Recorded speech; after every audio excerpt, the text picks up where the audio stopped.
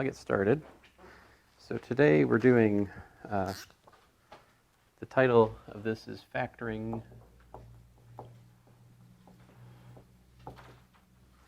in Quadratic Fields. I'll do my level best to at least get to some of this, and I probably won't prove many of the theorems in here. This is, of course, by Keith Conrad. One of his many blurbs. But in this little 25-page PDF, he essentially answers the question how calculation with ideals fixes some of the problems that we've seen in the number systems that we've seen. Problems in the sense of the departure from unique factorization, right? Like, so just to put the problem at the start, if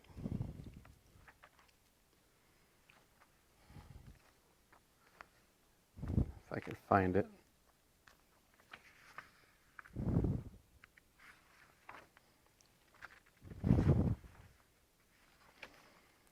All right, so like so here's the guiding problem, if you will. It's in Z14, well, Z adjoin the square root of minus 14, all right? We have 3 and 5 and 1 plus or minus the square root of minus 14, all prime. Right, in the sense that they can't be reduced. You can't factor those in that number system, all right? But 15 is 3 times 5, but it's also equal to 1 plus the square root of 14, minus 14, times 1 minus the square root of minus 14. All right. So what did we use in the study of integers? If you think back, yeah, the norm, sure, but before that, right, in elementary school, we use prime factorization, right? Yeah. And so like the critical thing about prime factorization is if you have a number and you have two different prime factorizations of it, then the primes in the different prime factorizations have to be the same primes, right, up to ordering and multiplication by a unit. But these are not associates. Like, they're this and this versus that and that. They're two different prime factorizations, which are not a reordering one of the other. So this calculation shows you that unique factor. So in other words, in the language of the last part of the course, Z adjoin the square root of minus 14 is not a UFD. Right? It's not a unique factorization domain. You know, we have different prime factorizations of a given element. So, and why is this a problem? This is a problem because if you go back further in the course, you think about some of the arguments that we saw early on in Stilwell. A lot of them are like, well, something's a square, right? And so that's also equal to a product of primes. But since it's a square of something, that something also has a prime factorization. And if you square that prime factorization, it's got all squared prime factors, right? So then that forces the thing on the other side to also have squared prime factors. And arguments like this are used to prove various things. So the existence of the prime factorization and the way, and also like if you have relatively prime things, this, the way the squares of a relatively prime pair like work together, all these things work together to give the nuts and bolts of arguments that were given early on in the course. So like departure from unique factorization, UFD, ruins all kinds of arguments that we had before. And so I think I've mentioned to you guys before, but like the, so, you know, the, there's an argument using z, so it's not z adjoining the square root of minus 3. I think it's, trying to remember, it's, I want to say it's this thing, right? Anyway, the Eisenstein integers. I can't remember the particulars at the moment. I don't have Stillwell on me. But remember, those, there's an argument in Stillwell, like a whole section, which shows that the solution to this thing, no z solution, right? In other words, Fermat's last theorem with n equal to 3 can be established by a proof, basically a proof by contradiction using the particular algebraic structure of the Eisenstein integers, okay? So then I think a little bit later, Lame, or Lame, I forget how to Frenchify the name properly, but it's essentially the same thing, but with the nth root of unity, right?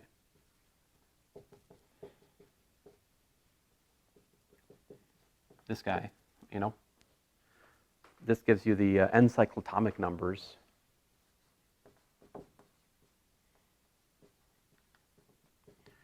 And so essentially the argument that's given in Stillwell for the Eisenstein integers, which would be the 3 cyclotomic numbers, if I'm not messing things up here, it kind of generalizes to the n cyclotomic numbers. And if you go through all that, it gives you a proof that x to the n plus y to the n equals z to the n, no solution, right? And that argument by Lame rests on the assumption that the cyclotomic numbers for arbitrary n are a unique factorization domain. But the trouble is, they're not. And so that would have been a nice proof of Fermat's last theorem, you know, towards the start of the 20th century or the end of the, well, end of the 20th century or start of the 21st. Somewhere in there is where Lame was. But it didn't work because it's not a UFD. And again, as Stillwell explains, he conjectures basically that Gauss knew full well that these were not UFDs, and that's why he was reluctant to work with them, even though they had been used, these algebraic integers had been used with great success to answer various questions by like Lagrange and to some certain extent Euler and so forth. So what's in this wonderful PDF by Conrad is essentially it's a primer on the arithmetic of ideals and how ideals work and repair this. All right, so. And I do mean the ideals we've been talking about for the last so long, you know. So let me get into it. So some definitions. K, Q, adjoining the square root of D.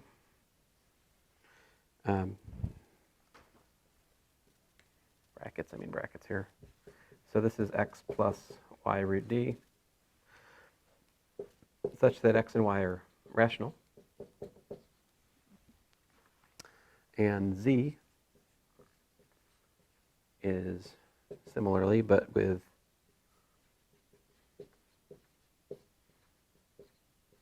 integers. All right. And so this is what's called a quadratic field.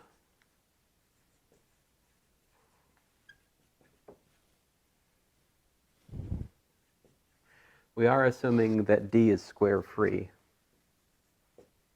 throughout this. All right? So next definition, conjugate, right? Alpha equal to x plus y root d, alpha bar, x minus y root d. There you go, the conjugate. What are the properties of conjugation? You know them, you love them. The conjugate of the sum is the sum of the conjugates. The conjugate of the product is the product of the conjugates. And the conjugate of the conjugate is the thing back again. All right, so the usual, this has all the usual properties of complex conjugation that we're familiar with. All right. And then definition.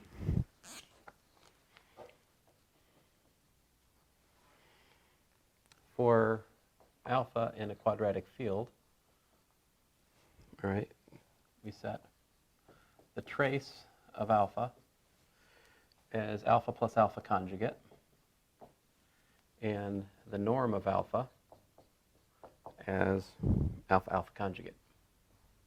All right. And I suppose we should notice that the trace and the norm, they're both functions in this context from k to q. So we have dealt before primarily with not rational coefficiented things, but integer coefficiented things. So the norm for us was taking values in the integers. Now it's taking values in the rational numbers because we're working on a slightly larger set of things in this PDF than we have been in many of our earlier works in this course. Okay, so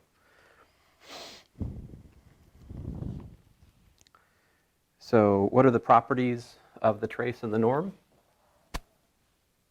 So the trace of alpha plus beta is trace alpha plus trace beta, and the norm of alpha beta is norm alpha, norm beta, right?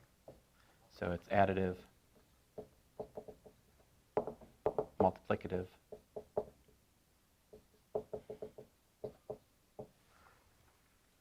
all right, so we've seen those things before, right? Yeah. Now, I'm about to skip 2 pages. No wonder it didn't make sense.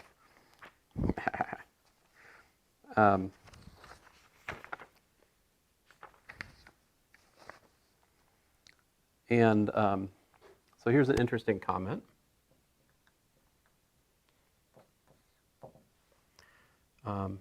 Every quadratic integer is the root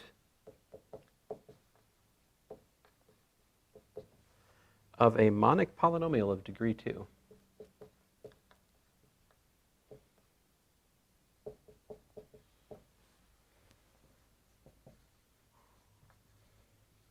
Right? With rational coefficients.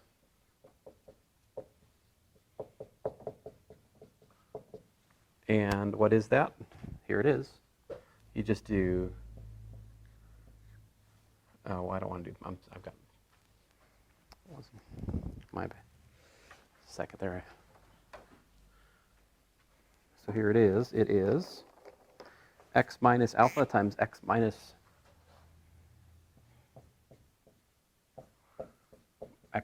alpha bar, all right? So if you work that out, multiply that out, what do you got? You got x squared minus parentheses alpha plus alpha bar x minus alpha alpha bar, oh, rather plus alpha alpha bar, right? And what is that? Well, that's x squared minus the trace of alpha times x plus the norm of alpha, all right? So again, you can prove that the trace of alpha and the norm of alpha are q-valued. They're taking their values in the rational numbers. So that establishes the comment. I mean, we can take a second to talk about that. Do you see why the trace is in Q? Does it make sense to you? So why the map of the trace is? Yeah, like in order to understand that, I'm gonna have to actually like expand on alpha a bit. So alpha, let's say alpha is x plus, well, I'll use a here, a plus b root d, you know? Yeah, but b is always going to get out. Right, so, yeah, exactly. So alpha plus alpha bar is what? It's 2a, isn't it? So that's in Q. And how about alpha? Alpha bar?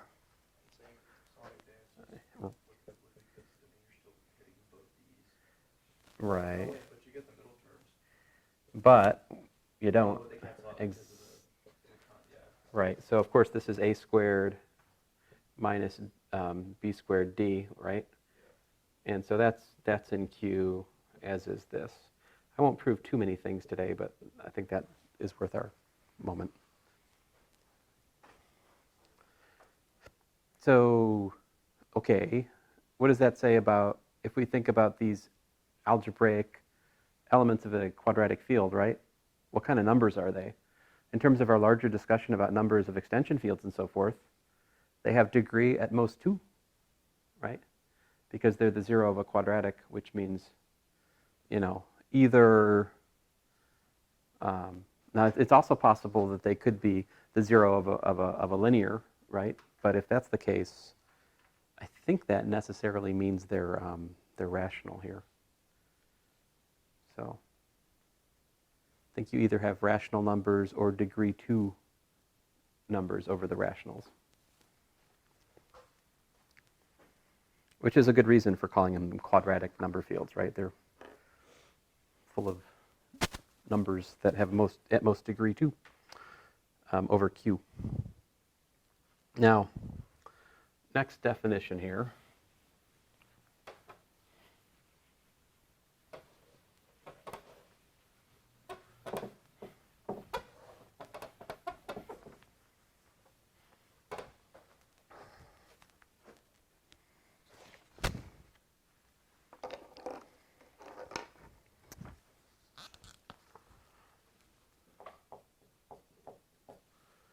An element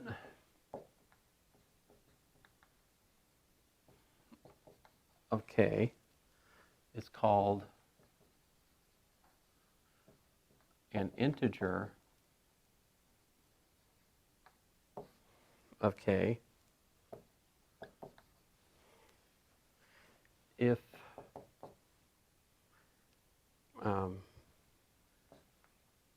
the polynomial x squared minus the trace of alpha x plus the norm of alpha has z coefficients.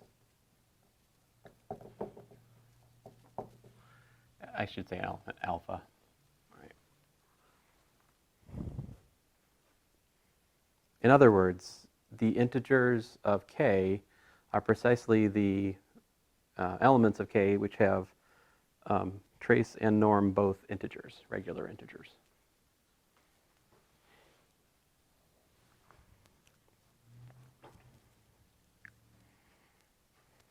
All right, so easy example. How about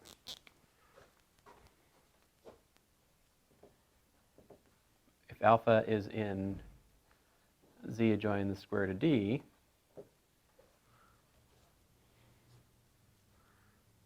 then what? So alpha would be, a plus b root d, right?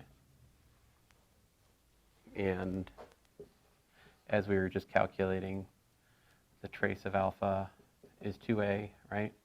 And the norm of alpha is a squared minus db squared, if you like. And of course, those are both integers because they're either twice an integer or the difference of squares of integers. Well, okay, it's a weighted difference, whatever. But anyway, those are integers, right? So clearly,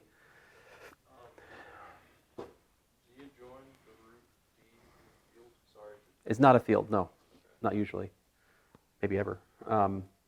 But z adjoining the square root of d is what it is. I mean, I erased it, but it's things of this form where a and b are I'm talking about the brackets. z. Yeah, these I do mean square brackets here, so I'm not talking about the smallest. Although it would be kind of bad form to talk about adjoining things to z to make a field, because z itself isn't a field. So,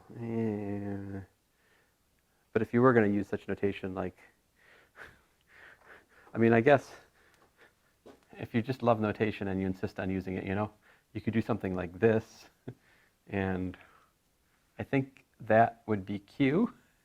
Because I think if you make half a fraction, then you also, I mean, if you make 2 in a unit, then you're automatically getting the smallest field that contains a half also contains a quarter, an eighth. See, that's too much, though. I think z, like the smallest field, which contains the integers and multiplicative inverses of 2, I'm not sure it's q. It might be q. I guess it has to be q because of prime field considerations. Let me not chase this rabbit today. Sorry. I've lost myself. All right, so let's get back on track here. The point is, certainly the integers of k, and by the way, the name of the integers of k, instead of all these things, we use OK. The set of integers is OK.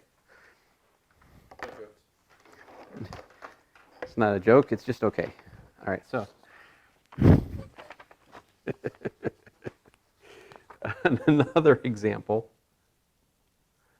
is if d is congruent to 1 mod 4, all right, then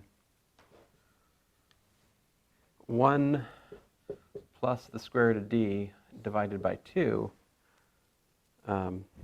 is, of course, not an element of z adjoin square root of d, right? I mean, obviously. Its coefficients are a half and a half. Those are not integers. But it is, if you calculate the, trace, call this thing alpha. What's the trace of alpha? It's 1/2 plus 1/2, right? What's the norm of this alpha? It's 1/2 squared, right? Minus d times 1/2 squared, isn't it? Which is what?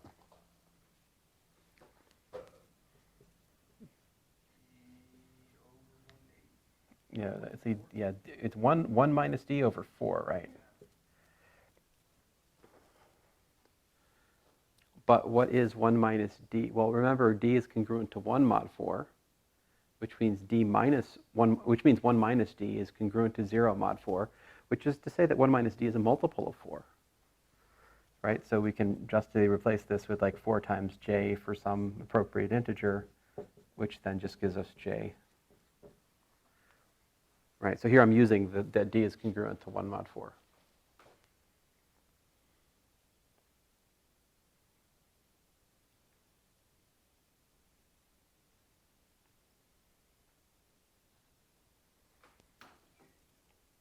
Are we good? Yeah. So what I'm saying is that, in other words, z adjoin the square root of d in this case, right, is a subset, not proper subset of OK. Because there's something that's an algebraic, something that's an integer of k that is not in z adjoin square root of d, right? Namely this half integer thing here we just found. All right. But there's a theorem, all right, theorem 3.4 here says that's it. That's it. So theorem 3.4, it says OK is just equal to z adjoin square root of d if d is not congruent to 1 mod 4, and the integers is z adjoin omega, which is a plus b omega, a and b integers, if d is congruent to 1 mod 4. Here, this omega is equal to 1 plus root d over 2.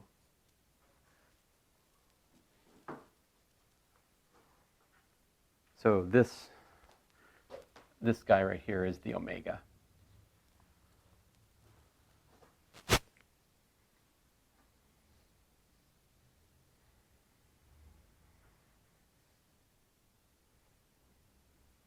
So that's it. Either the integers are just z adjoin root d, or they're z adjoin root d and also these funny half integer things, which, by the way, appeared in the Eisenstein. The Eisenstein integers had these omega pieces.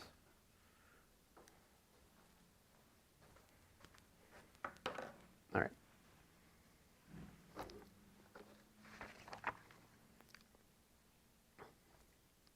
And, I'm not, omega, just to unify notation, omega is equal to 1 plus root d in this case, but he wants to use omega in a general sense. So in this case right here, omega is not that, omega is just equal to root d.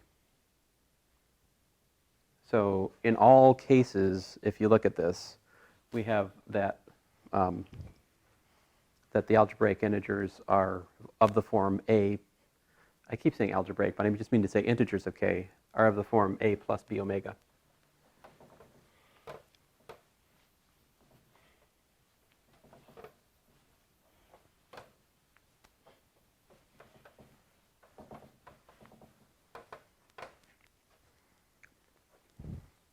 So theorem restated basically says OK is equal to things of the form a plus b omega.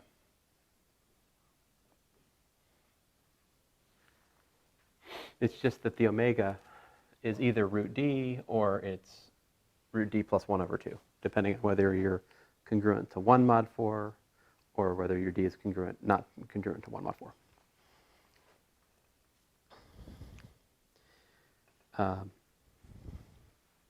So just to kind of give you just a quick list of some examples.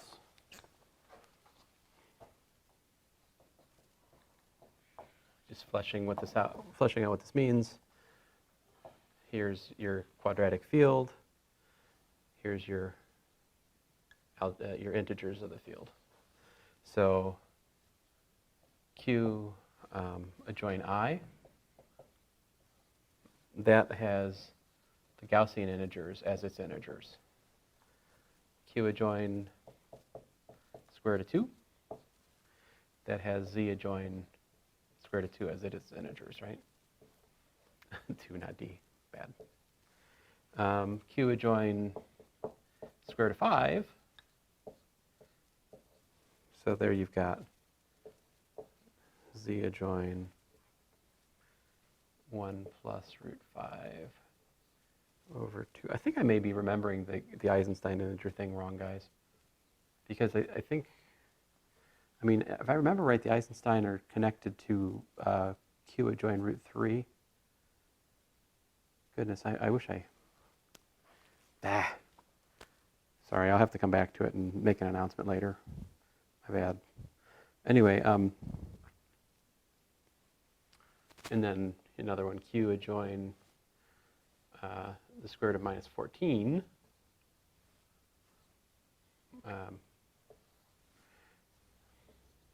These are all supposed to be square brackets.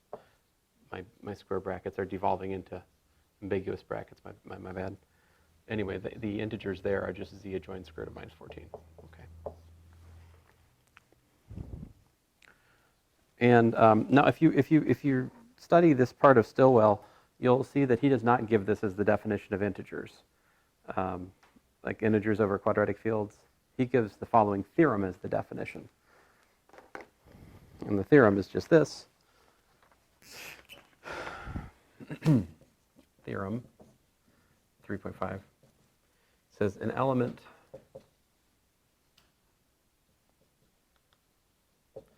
alpha in K is in OK if and only if it is the root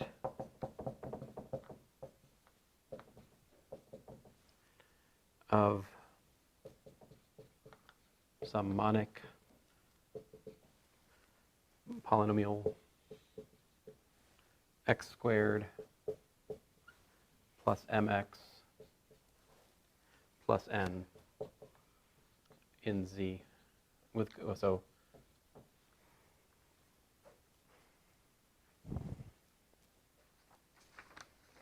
So half of this we've already proved, right? Because the polynomial, which I have now, oh, here it is. This polynomial, x squared minus trace alpha plus n alpha, is a, was by definition that we gave a polynomial with z coefficients, right? And so that makes alpha the root of, this is also, remember, the origin of this was what? X minus alpha times x plus alpha, right? X minus alpha bar, rather. That's how we found that polynomial, right? So alpha is the root of that. So that's half of the theorem. And then the other half requires some sort of case-wise, somewhat tedious analysis, which I refuse to go through here. But it's on page 3 of the PDF, so you can read it there if you want. Theorem 3.6 is important for calculation.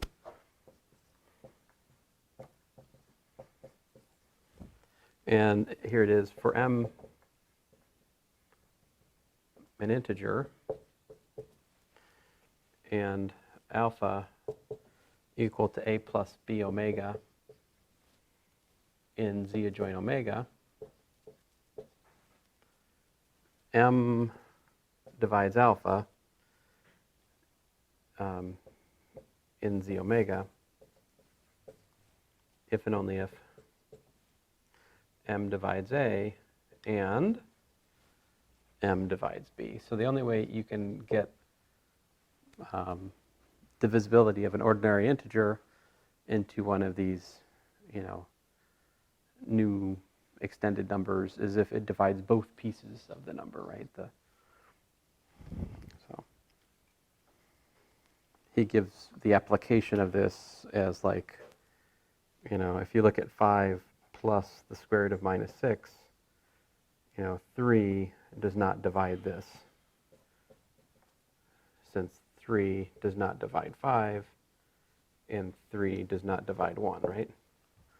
So there's like an application of this theorem.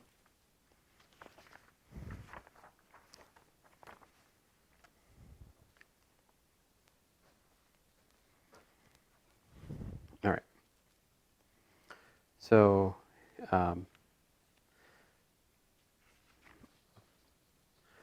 is various other theorems here, like I'll just try to summarize them as briefly as I can.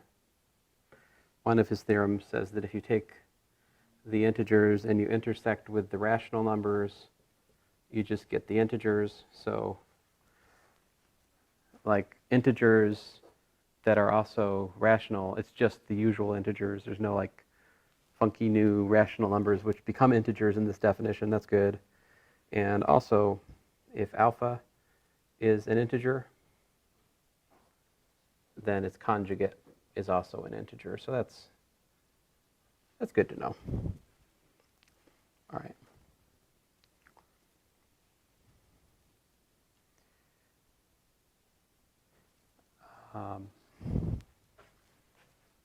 Another theorem. If you have a integer with norm of alpha prime, all right, in Z, then alpha irreducible in that. And so irreducibility means what it has meant for us, which means you cannot factor it, alpha, into a product of things where both of those are not units. All right?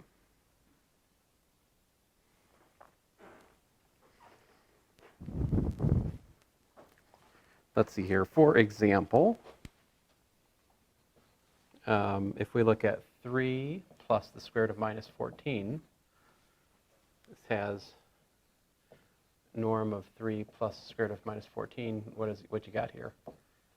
And so, of course, this is where in Z adjoin square root of minus 14, right? So what's the norm? Yeah, 9 minus 14 times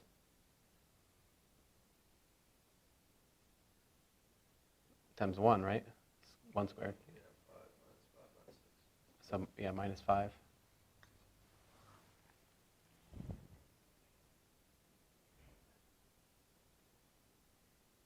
What the what?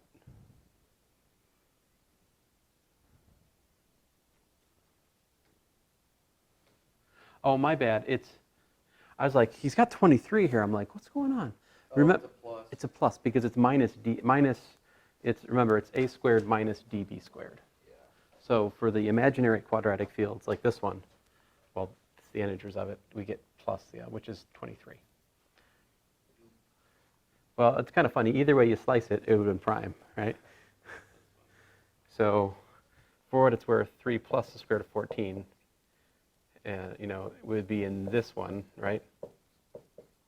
And the norm of that would have been 5. So as it happens, 3 plus square root of 14 is prime in here, and 3 plus square root of minus 14 is prime in here because it has prime norm. So prime norm implies prime. However, as we've seen before, not every prime, implies irreducible. Not every irreducible in the integers is necessarily has prime norm. Like the converse doesn't go here. Let's see here. So I'll give you an example of that. 3 is 9. The norm of 3 is 9, but 3 is irreducible in z adjoin square root of minus 14. That's his example. This is his example 3.14 if you want to see the details of why that's the case. And his next example, 3.15, he has that 1 plus the square root of minus 14 has what? What's the norm of that? It's 1 plus 14, right? So the norm of that's 15, right? So, but you can also prove that 1 plus the square root of minus 14 is irreducible, all right?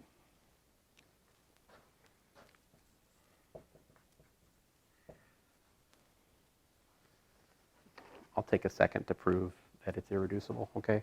Suppose it was irreducible. What would that mean? Suppose 1 plus the square root of minus 14 was equal to alpha times beta, right? To prove it's irreducible, we need to prove that at least one of alpha or beta has to be a unit.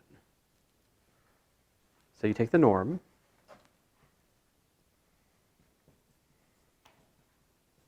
and you know that's 15, right? But you also know that it's equal to the norm of alpha times the norm of beta. But 15 is 3 times 5, right? And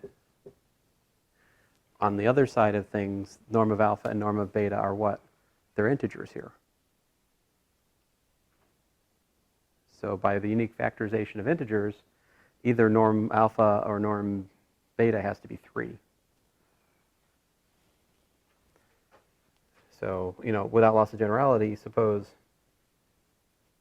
the norm of alpha is equal to 3. That means 3 is equal to, a squared minus 14, or rather plus 14b squared, right?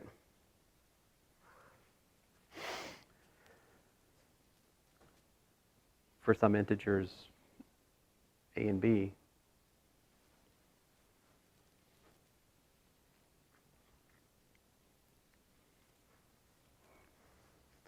But in fact, neither that nor this have any solutions. There are no integers of z adjoin the square root of minus 14 which have norm 3 or 5. It's just not even possible for that quadratic form, a squared plus 14b squared, to take on the value of 3 or 5.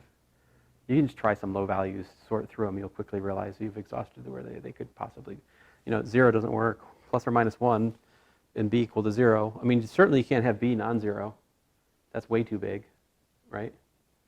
Because once b is plus or minus 1, you're up to 14. That's no good. And so, like, b has to be 0. If a is plus or minus 1, it gets you 1. If a is plus or minus 2, it gets you 4. If a is plus or minus 3, it gets you 9. Oh, we're done. We never hit 3 or 5. So, for that reason, 1 plus the square root of minus 14 is irreducible. Now, here's a theorem.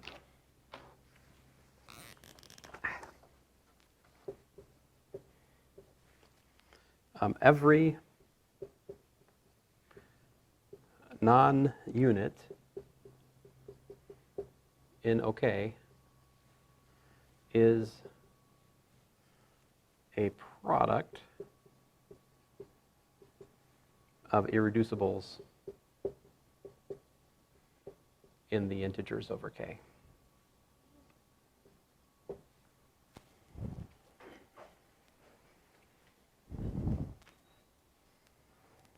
Now, in some quadratic fields, all right, such as q adjoin I or q adjoin square root of 2, the integers of those quadratic fields have the unique factorization into irreducibles. But often, the integers do not have a unique factorization. That's what I started with today. I showed you that the square root of minus 14, q adjoin the square root of minus 14 fails to have the unique factorization product. That was the first example I put up. But if you want to study the gory details, you can go back to, I think, I'm trying to remember if Conrad's blurb on Gaussian integers actually proves their unique factorization. I can't remember if it does or not, but it can be proved. Like, Gaussian integers do have unique factorization. And integers adjoin, well, square root of 2 also have unique factorization, but not all. All right, so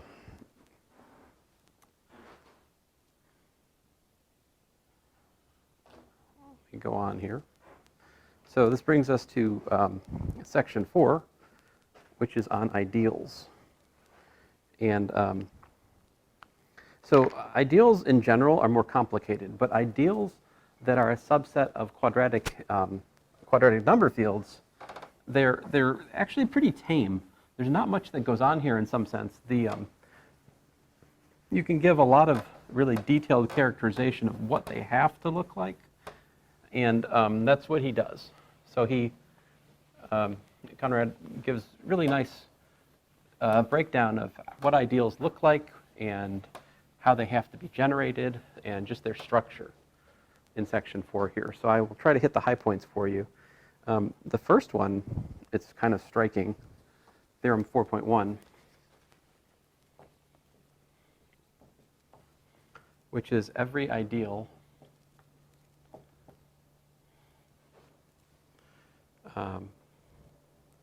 in the integers over K is finitely generated.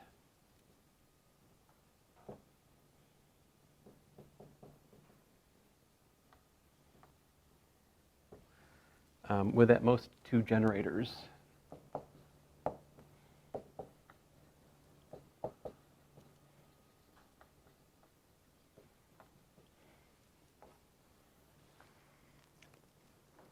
So, and I'll sketch the proof, partly as a tease for next semester. Hey. Proof. And an ideal of OK is a subgroup.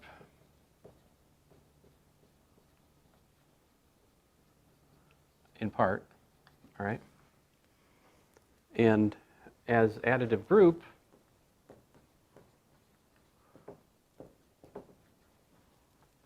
as an additive group, OK, is isomorphic to Z cross Z. Because it has the form A plus B. Remember that A plus B omega? So like the isomorphism to Z cross Z is just A comma B.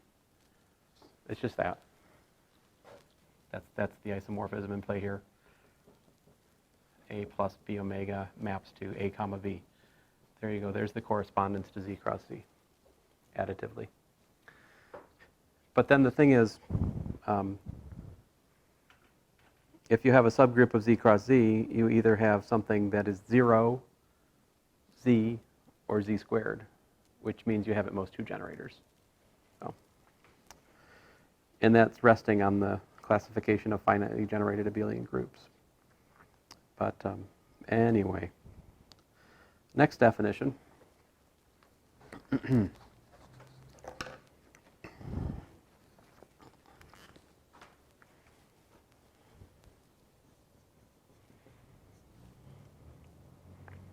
For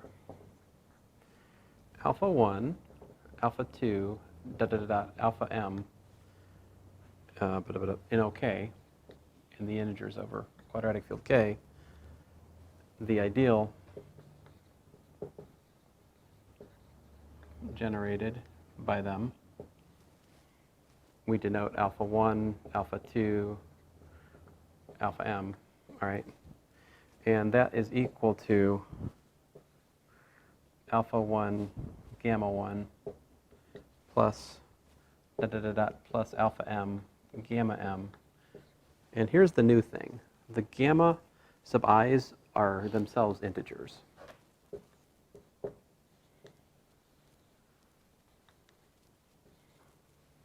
I guess it's not too new. I mean, we were using this notation over a ring, and we were taking ring linear combinations of things as our definition of the ideal. So I guess it's really not too different than what we've been doing, right? Because, like, we had something like this before, right?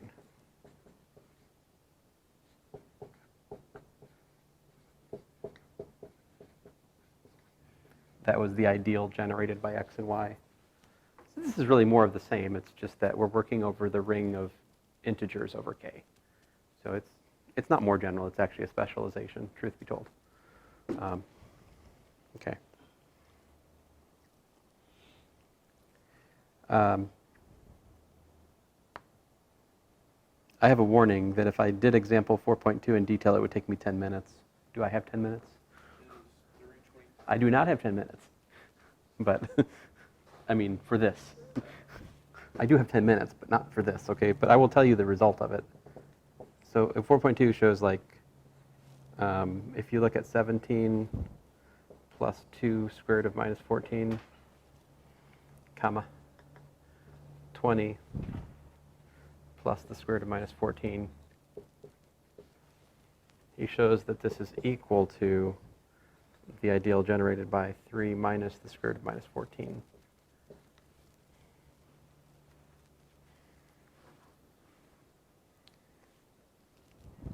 See, now that I've written this much, I'm going to get dragged into it. All right, so here we go. Audric's like, no! All right, so here we go. Z adjoin the square root of minus 14 mod the ideal generated by 3 minus the square root of minus 14. What does this have? This has, I really like the way he writes about this. It has the square root of minus 14 equal to 3. So he's avoiding writing cosets here. He's just writing it in terms of the representatives. In this space, that's where 3 is equal to the square root of minus 14. All right? And if you square that in that space, we also have minus 14 equals to 9. And so 23 equals to 0 in this quotient. Is it like isomorphic to like Z24? Is it isomorphic to Z23? Yeah. I do not know. I suspect not. But he says, he then points out that 17 plus 2 root minus 14 is equal to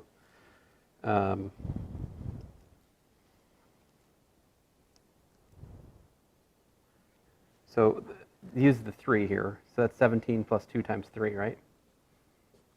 Okay, so everything happening here is in this quotient for the moment, all right? But that's 23,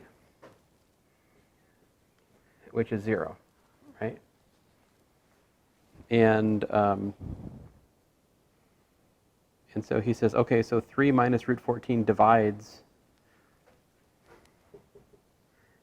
3 minus the square root of minus 14 divides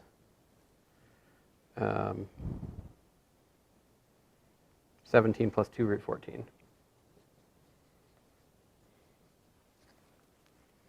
Does that make sense? Because, Yeah, if that's 0, that means it's congruent to right, we're using the relation between congruence and divisibility. like on our test. Yeah, like on the, yes. The test, yeah. Let's see here. Should probably talk about that, huh? So here, 17 plus 2 root 14, where did I go? Blah, blah, blah, blah. So then what? What about the 20? Wait, I already got the 20, didn't I? Wait a minute. 17. Oh, also the same for 20. 20 plus the square root of minus 14, what's that equal to? It's 20 plus 3, right? Which is 23, which is equal to 0. So therefore, 3 minus the square root of minus 14 divides 20 plus square root of minus 14, right?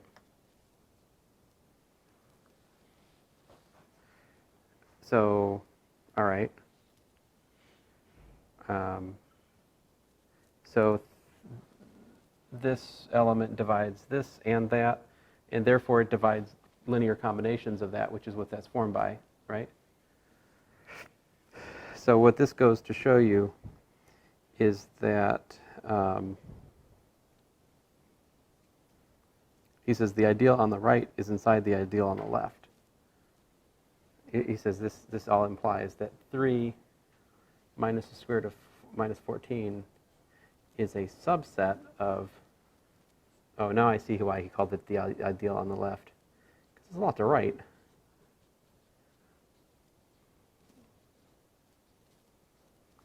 So he gives this argument to show that. And then the next half of the writing in the example goes to show the other inclusion. So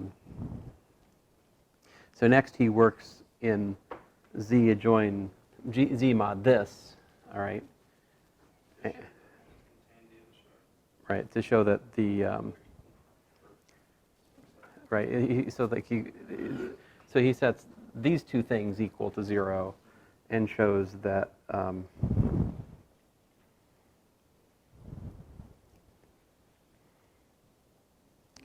23 is equal to 0, so 3 minus,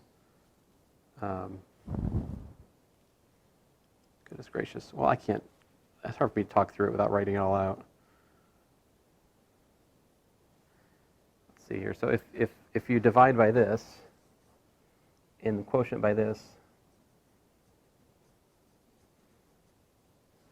you have the square root of minus 14 is equal to minus 20, and so if we look at this, so then 3 minus the square root of minus 14 is 23, right?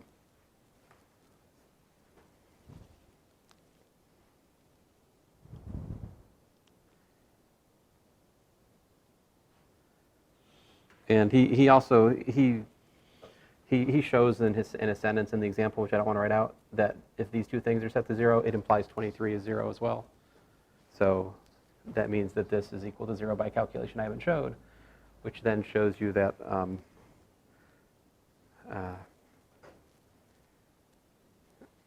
17 plus this and 20 plus that also divide.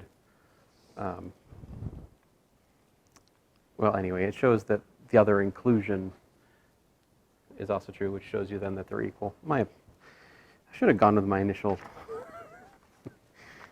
Well, I know, but I didn't show all of it. but thank you. Did I remove the camera back? I did. I moved it that way, but it was All right, so try to get to the punchline here.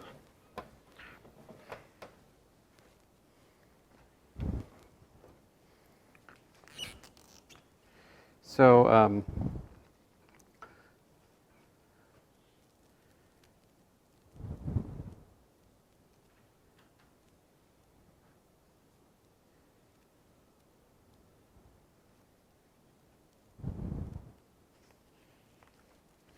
guess this, I probably better write, I always get to this point where I try to start skipping stuff like mad and then I get in trouble as we go on.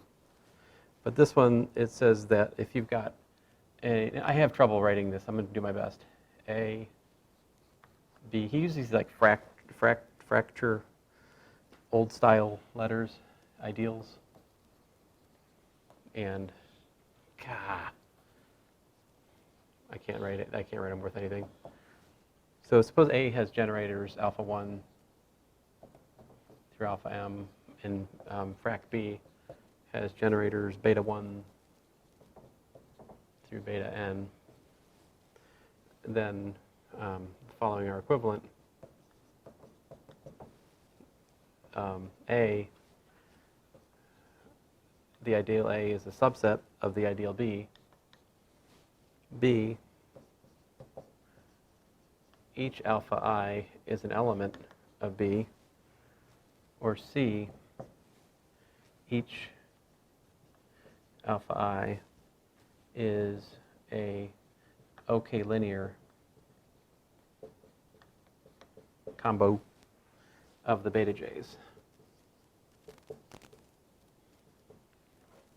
So what this is really saying is that you can judge inclusion of one ideal in another by judging whether or not the generators of the ideal are in the other ideal. Another way to look at this, though, is that we can get equality of two ideals if you have two ideals, one generated by alpha and the other one's generated by betas. These two ideals will be equal if all the alphas are in the B ideal and if all the betas are in the A ideal. You can just, what it's saying is you can just check generators, which is like linear algebra.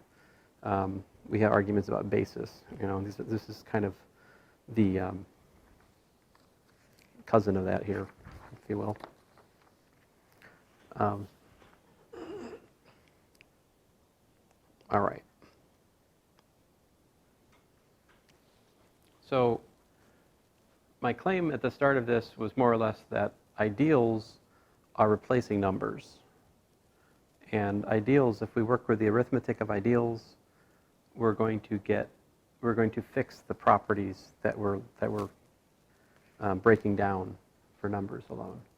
So in order to do that justice, briefly, I should at least tell you how do you these are sets of things, right? So how do you multiply sets, right?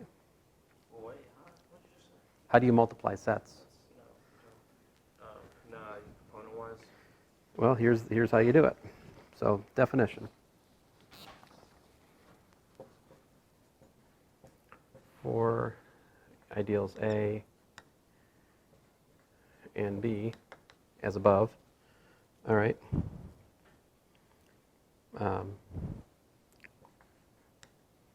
A, B is equal to the sum, K equals 1 to R. Let me say J equals 1 to R of X sub J, Y sub J, such that Xj and Yj, well, such that Xj, good grief, Xj is in A and Yj is in B. And he has a theorem which says, oh, okay, so truth be told, that's the same as just like the ideal generated by like alpha 1, beta 1, you know,